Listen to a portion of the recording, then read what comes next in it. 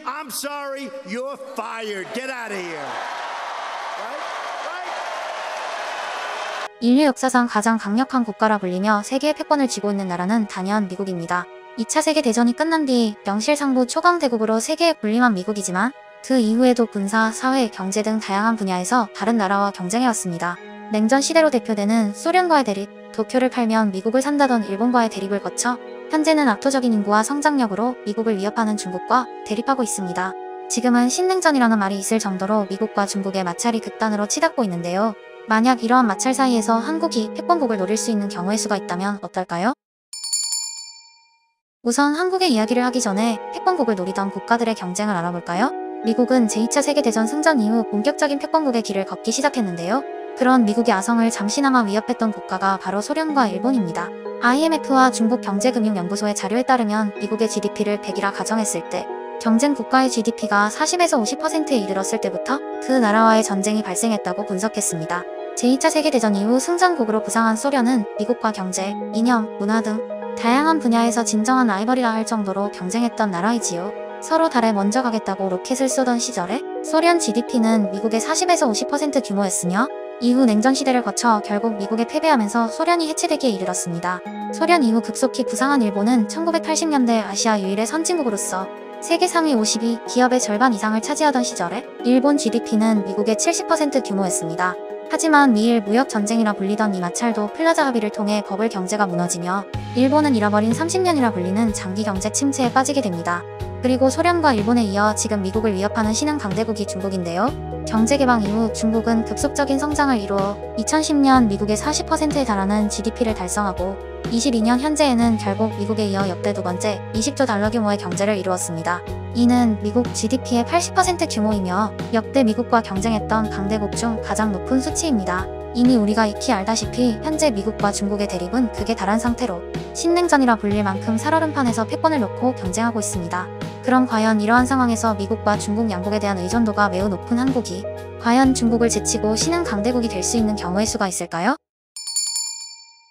우선 한국이 패권국이 되기 위한 전제 조건은 신냉전에서 반드시 미국이 승리해야 합니다. 결국 패권국을 위한 가장 중요한 조건은 경제이며 이 경제는 나라의 능력도 중요하지만 인구와 영토로 인한 규모의 경제도 무시할 수 없기 때문이죠. 가장 좋은 시나리오는 러시아 전쟁의 확전이나 이념의 문제로 중국이 개입하는 경우입니다. 이렇게 되면 미국 입장에서는 러시아와 더불어 중국 또한 세계를 위협하는 적이 되니 이전 대소련 경제봉쇄나 플라자 합의와 같은 경제적인 조치로 지금보다 강하게 중국을 압박하고 더 나아가 중국이 민주화가 되고 분열되어 패권국에서 탈락해야 합니다. 중국이 20세기 말 압도적인 성장을 거둔 이유 중 하나는 미국이 소련을 견제하기 위해 그 당시 소련과 사이가 나빴고 어느 정도의 국력을 가진 중국을 끌어들인 일인데요. 미국은 이 견제로 소련을 효과적으로 견제하면서 중국의 민주화를 도모할 수 있다고 생각했으나 오히려 중국은 WTO 가입 이후 강력한 일당체제와 많은 인구를 바탕으로 폭발적으로 성장해버렸습니다. 이런 사례를 바탕으로 미국은 중국을 견제하기 위해 이전처럼 주변국을 활용해야 하며 이 중 가장 좋은 조건을 가진 것이 바로 한국입니다. 한국은 북한을 건너 중국과 국경을 맞대고 있으며 주변 강대국인 러시아, 인도보다 미국의 훨씬 우호적인 동맹국이기 때문입니다. 물론 일본과 대만, 베트남도 대상이 될 수 있지만 이 나라들은 미국에 잠재적인 불안을 줄 수 있는 위험한 나라들이므로 결국 미국은 한국을 더욱 성장시켜 중국을 견제하는 것이 본인들의 패권을 유지하는 데 더욱 도움이 될 거라고 생각할 것입니다. 이렇게 미국과의 충돌로 중국이 분열된다면 한국은 바로 북한과 만주의 영유권을 주장해야 합니다. 한국은 규모의 경제를 달성하기 위해 영토와 인구가 반드시 필요하고 미국 또한 중국의 분열 후에도 본인들이 그 땅을 차지하는 건 절대 불가능하기에 소련이 해체됐던 것처럼 중국 본토를 제외한 몽골, 티베트 같은 나라들은 독립시키고 일부 이해관계가 있는 영토들은 한국과 주변국에 배분하는 것이 효과적이지요. 한국은 영토로도 만주와 바로 접경하고 있으며 역사적, 문화적으로도 만주는 한국과 친밀하기에 한국이 북한과 만주를 흡수한다면 인구 2억의 강대국이 탄생하게 됩니다.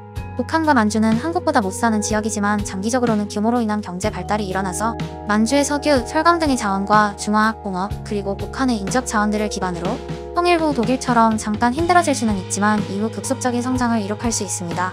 만약 한국이 통일 후 2억의 인구와 올해 정도의 1인당 GDP를 가지게 된다면 총 GDP는 약 10조 달러에 달할 것이며 이는 압도적인 세계 2위의 규모입니다. 역사상 중국이 항상 두려워했던 만주를 차지한 시대에 대한민국이 재현되는 것입니다.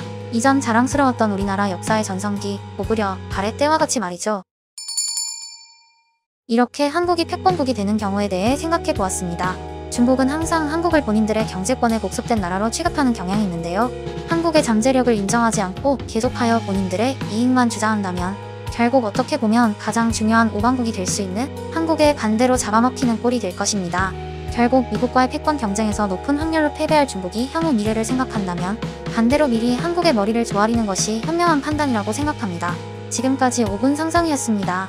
재밌게 보셨다면 구독과 좋아요 꼭 부탁드립니다. 감사합니다.